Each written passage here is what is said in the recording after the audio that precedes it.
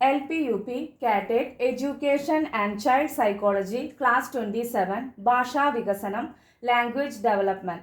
വിവിധ ഘട്ടങ്ങളിൽ കുട്ടികളിലുണ്ടാകുന്ന ഭാഷാപരമായ വികാസം. ഫസ്റ്റ് വൺ, 2 to 3 മാസം കൂജനം.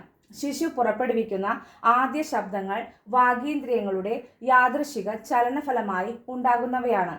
ഇതിന് പ്രത്യേക അർത്ഥമോ ഉദ്ദേശ്യമോ ഉണ്ടായിരിക്കുകയില്ല. ഇതിനെ കൂജനം എന്ന് പറയുന്നു.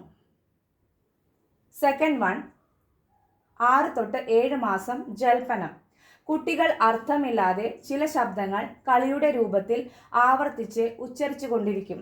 ഇതാണ് ജൽപ്പനം. തേർഡ് വൺ, 12 മാസം ആദ്യ പദം ഉച്ചരിക്കുന്നു. ഫോർത്ത് വൺ, 15 to 18 മാസം വാക്യം പറയുന്നു. അപ്പോൾ ഇത്രയാണ് കുട്ടികളിൽ ഉണ്ടാകുന്ന ഭാഷാപരമായ വികാസം. ഫസ്റ്റ് വൺ കൂജനം, ജൽപ്പനം, ആദ്യ പദം ഉച്ചരിക്കുന്നു, വാക്യം പറയുന്നു. ഇനി നെക്സ്റ്റ് വൺ, ശ്രവണം, ഭാഷണം, വായന, ലേഖനം എന്നതാണ് ഭാഷാ പഠനത്തിലെ ക്രമം.